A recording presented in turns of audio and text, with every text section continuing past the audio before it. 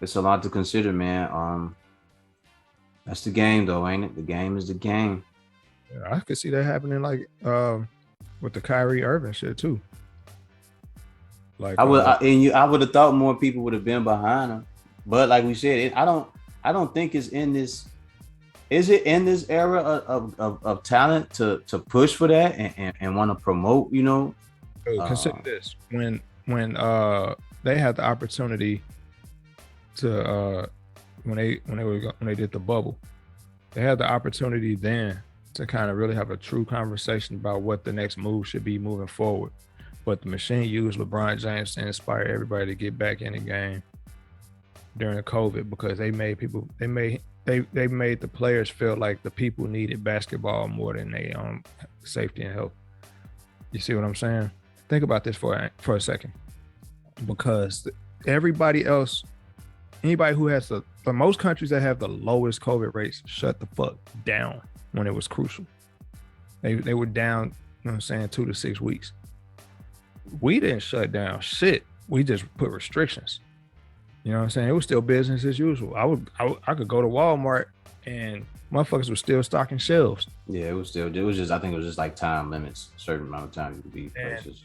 What it is they sell us this narrative that nobody can afford to not get money. That's the narrative they plant. But see, so what they're telling you is that the money is more valuable than your health, especially for poor people. It's like, nigga, if you miss this work, you ain't gonna get no money. And what's the point of being alive if you ain't getting no money? You know what I'm saying? That's the subliminal message, as opposed to saying, what's the point of getting money if you ain't alive to spend it? You know what I'm saying? You can't provide for your family if you're in a hospital on a ventilator, or if you're dead. Yeah, health is wealth. Health is wealth. If you aren't healthy enough to accumulate the cash, then how the fuck can you appreciate and endure, grow, and be able to take care of the people around? How can you provide for people if you aren't healthy enough to do it? Yep. And that's the whole, the juxtaposition to everything, man. Because like I use my job as an example, and I think we had this conversation last time before, like how they kind of got it where they want us to they have it set up. There's no mandate to go get vaccinated, but they're pushing for vaccination, or you get tested weekly. You know what I'm saying? Okay, you can buy your own test kit.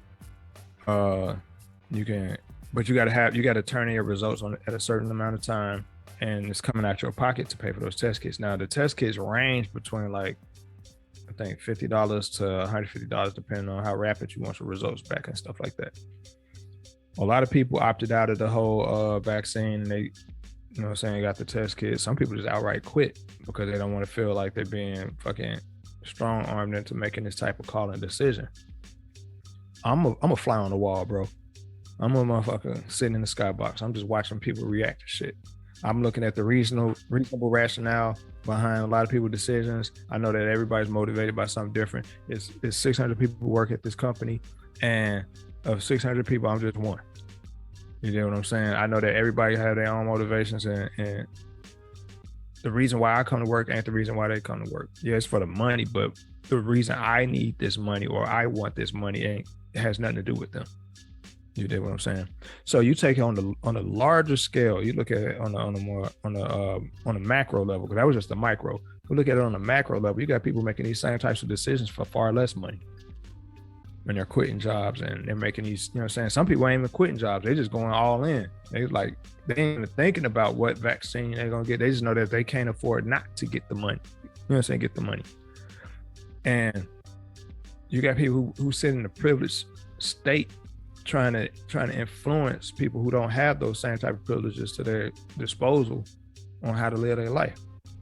That shit ain't cool, and it ain't fair, and it's disingenuous. You get what I'm saying? But especially when people who got kids to feed, people who barely keeping a roof over their head. Like, these are dubious times, but it ain't nothing new.